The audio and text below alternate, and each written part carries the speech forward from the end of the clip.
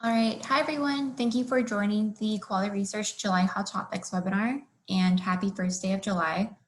I'm going to go ahead and get started. My name is Andrea Martin, and I am a trainer and client support analyst here at UCSD, and I helped with the ESR Quality Research Project. I helped a lot with the Quality Research Learning Labs. You might have seen me from there if you attended one of those.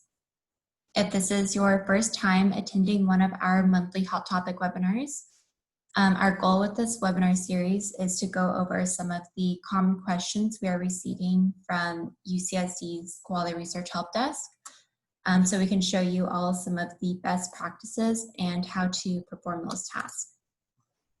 If you have any questions as I'm going through, please feel free to type your questions into the chat. Pam Talarita, who is also on the OCGA training and client support team, will either answer them in the chat or also chime in throughout this training.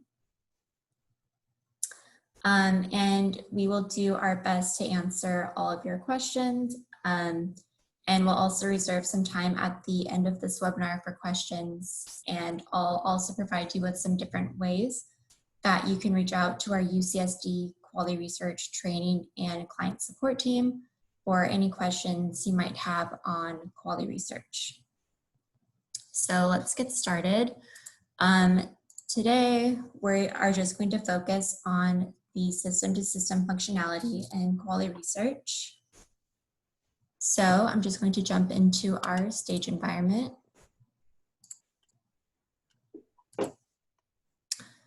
And the stage environment is pretty similar to the production environment that you'll use, with the exception of a few things. And right now I'm in the proposal detail screen, and the sponsor that I chose when I created my proposal was NIH. Since this is an NIH proposal, this means that this proposal is eligible to submit using Quality Research's system-to-system functionality. And we know that because if you look to the left, right underneath proposal details where we are, we have this S2S opportunities section. And again, this will appear for you when you have a federal sponsor. And so what this section does is it allows you to do, it facilitates submission of federal proposals created in quality research directly to the grants.gov online system. So the information and attachments added in the quality proposal record will populate the necessary forms and validate just like a live grants.gov Adobe package.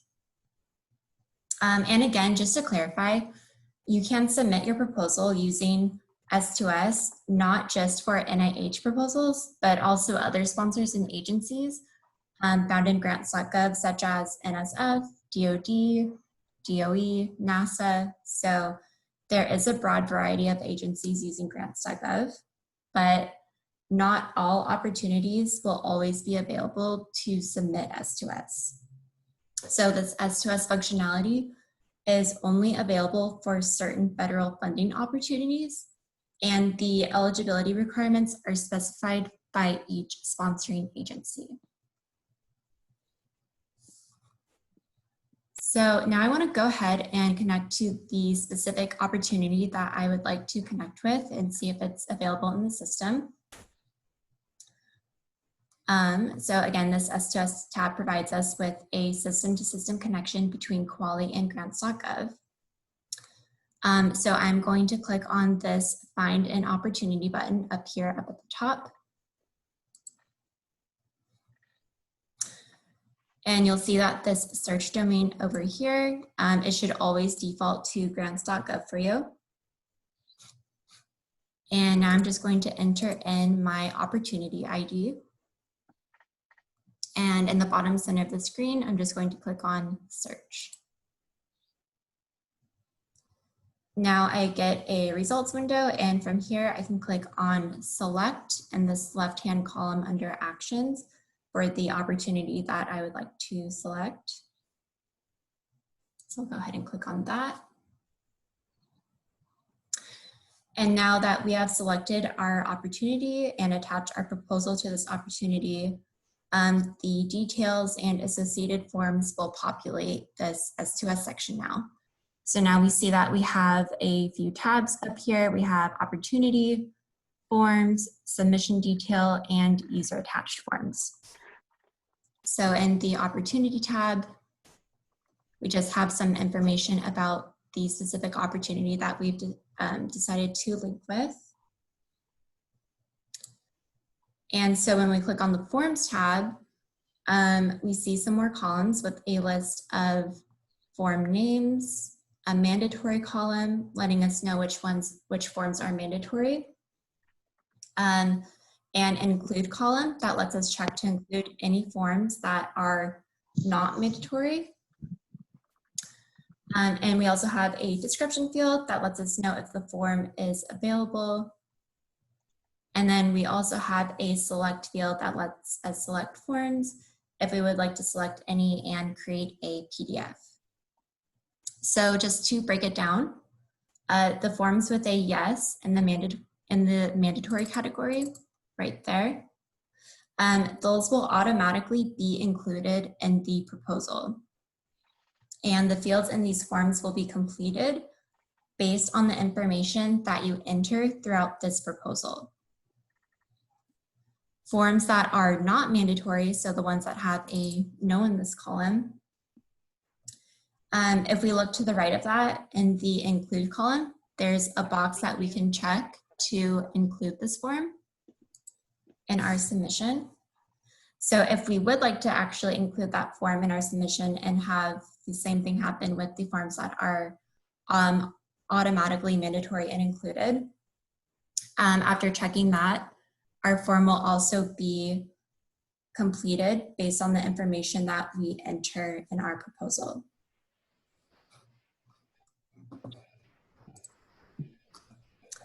And so we can also see we have a form in here that has both a no in the mandatory column and a no in the include column.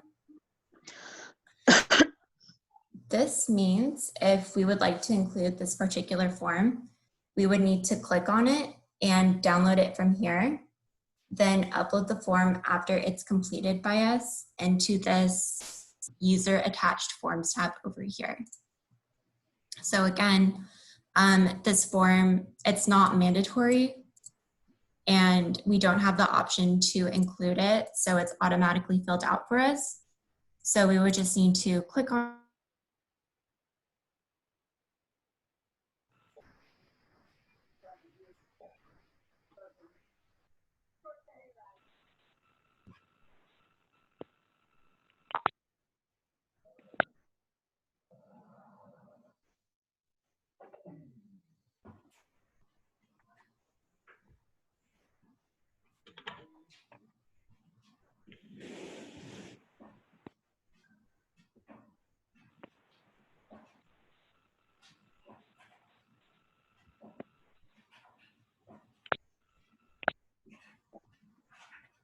Andrea, we lost your sound. Oh no, can you hear me now? Yes. Yes, Perfect. no, we didn't hear any of your, like the last minute. Oh no, okay. Did you hear, what was the last thing you heard? When you downloaded the form. Oh, okay, perfect. So once you download that, you would just go into the user attached forms tab over here to the right. And once you've downloaded it and completed it, you would just click on this add user attached form button and upload that. Other than that, all of these forms, none of them need to be downloaded once they're completed and uploaded into the attachments. All of these can stay here and they'll be completed with all the information that you enter throughout this proposal, including your budget and some of the attachments you upload as well.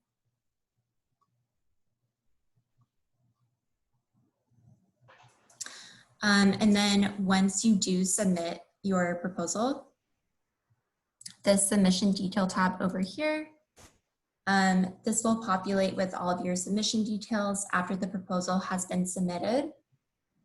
And if after you connect to an opportunity but realize it was the incorrect one, or you actually don't want to submit via S2S,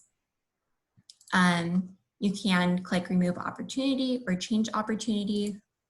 It is also important to note, if you are not planning to submit your proposal via S2S, but it's S2S eligible, do not link to an opportunity in this field. Just ignore this S2S opportunity section.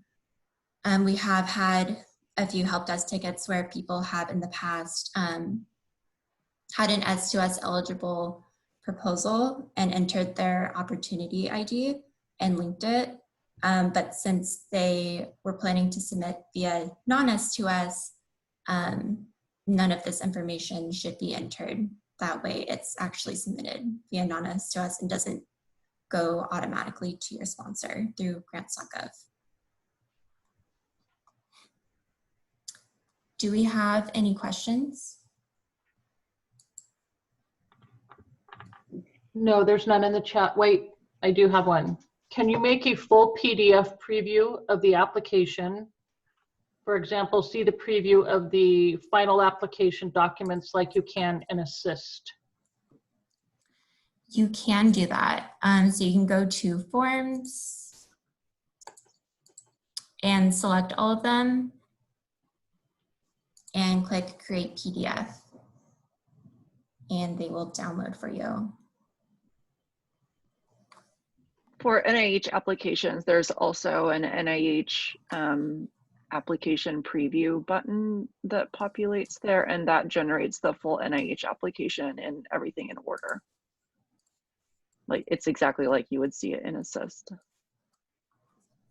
Yeah, thank you, Heather. And Heather is actually from chemistry and biochemistry, and she is the contracts and grants manager, and her and department have submitted S2S proposals before NKR. So if you also have questions for her, she can definitely provide some answers and feedback on her end.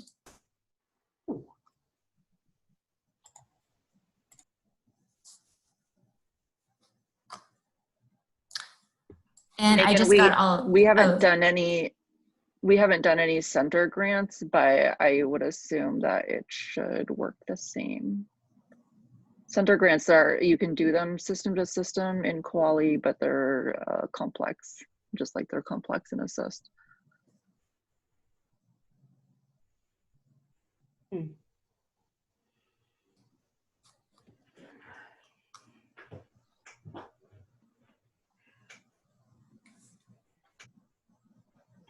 Perfect. Are there any other questions?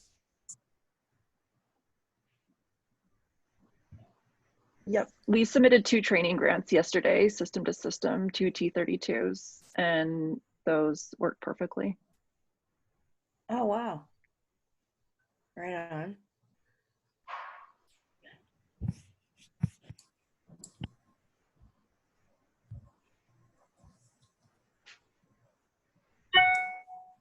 Can you extract as a PDF? I think you can save it, save the PDF. For the training grants, the extract helps you create the PDFs that need to be uploaded, whether you're uploading in Assist or in Kuali. So that would work the same. You would create your PDFs in extract and then upload those PDFs into the right place in Kuali.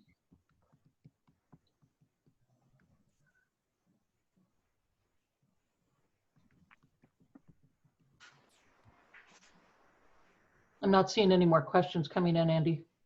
Okay, perfect.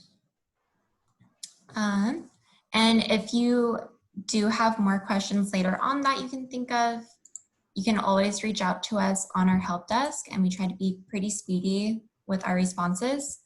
If you go into Blink and type in Kuali Research, this is the first page that comes up. And the lower right-hand corner has all of our help desk information. We have our phone number, a link to our live chat, And you can also submit a ticket a couple different ways by either reaching out via email or reaching out through the support and services research portal. Perfect.